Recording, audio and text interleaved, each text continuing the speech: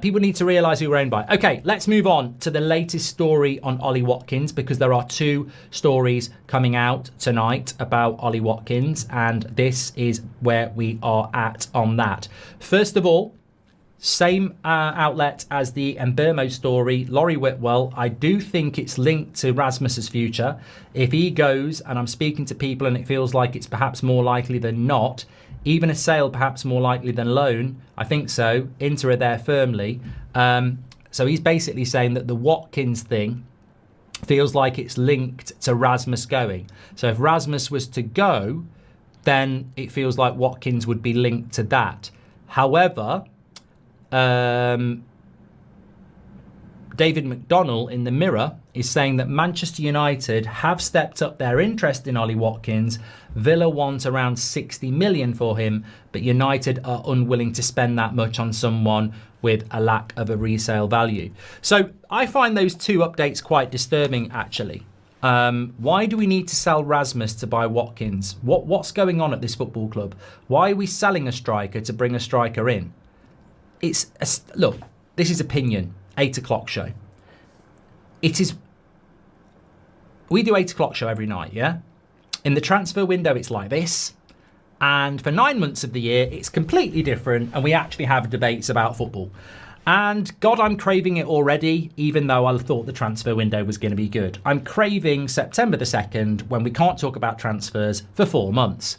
But when we're having those conversations, how many times do we sit there and go, as bad as Rasmus has been, in his first year, he was the only striker, and he needed a second experienced striker, and it should have been Martial, but he was injured more than Luke Shaw.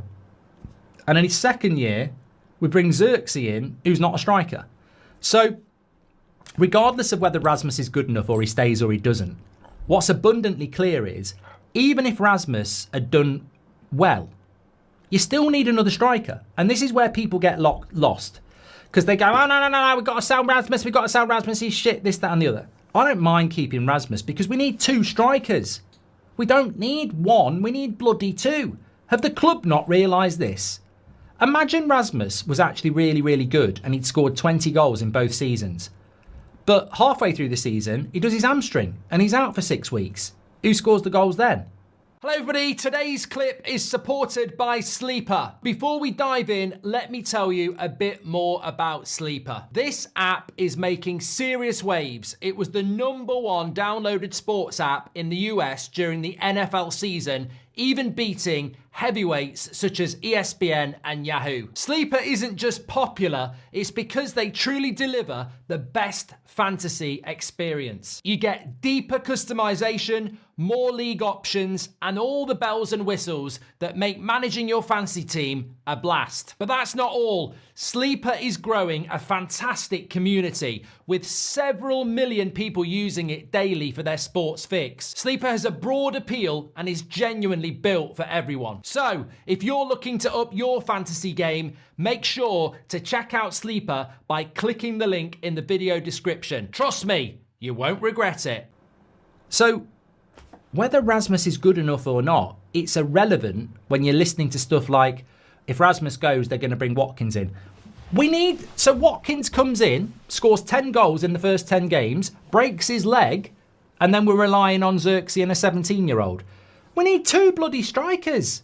We play a system where the striker's really important. If you're bloody Arsenal or you're Man City or you're Liverpool, their systems, you can probably get away with it.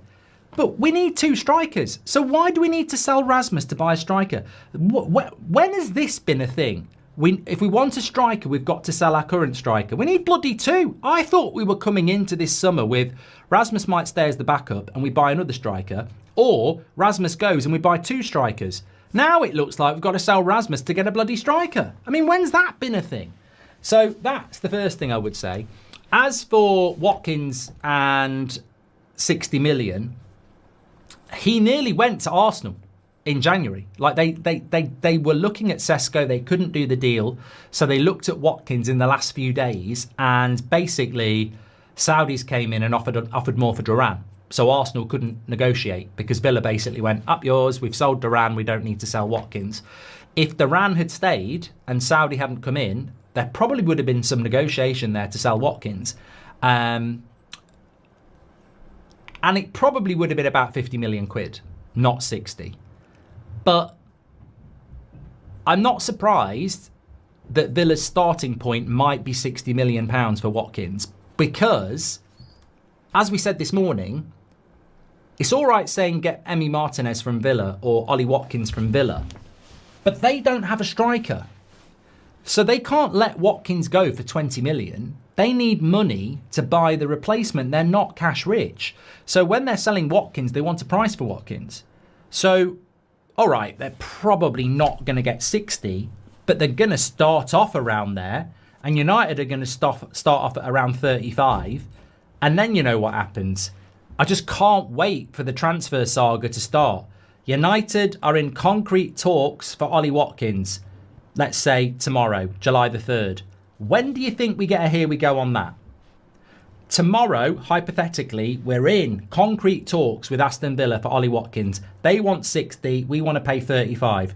When do you think we get the here we go on that? Because I'm saying autumn 2028. I mean, I just can't wait for that one. If it takes 5 weeks and we still haven't got a here we go with Mbermo, and Brentford said we want 60 from day one and we paid that for Cunha and we still haven't agreed it. Imagine how long it's going to take when Villa wants 60 and we want to pay 35. I mean, I just can't wait for this. A player we probably shouldn't sign that we negotiate with for 2 months. I mean, just walk away from this one. Walk away from this one. This is a non-starter before it gets going. I think Ollie Watkins is a good player. I'm not going to be a hypocrite. I think he's a good player, but he's 30 in December, and no, I hesitated there because I do like the player, but come on, no. This would be a deal that if Villa said to you, you can have him for 30. And Watkins says, I don't want anything more than 150k. You'd probably talk about it and go, is it worth the punt? You know, he's 30 in December, but he is Premier League proven. 30 million pounds, 150k a week. Is it worth the punt? There's no resale value. In a couple of years, he could be shit. 4-year contract. Do we do it? But not like this. I tell you what, I just got to say it. Richard, I'm sorry. I'm really, really sorry. I'm really sorry, Richard, to use you. This is the sort of thing I talk about after the end of the show in that little extra bit. But Richard, I spotted it, and I'm going to have to say it. So I think Richard is the sort of person that wants to compare Watkins to Gyökeres. So Watkins is 30 in December, and Richard says Gyökeres is 28. And what these people do is they try to make out that Watkins and Gyökeres are basically the same age. Gyökeres is not 28. He's just turned 27. So he's 2.5 years younger than... Well, in fact, yeah, he's 2.5 years younger than Watkins.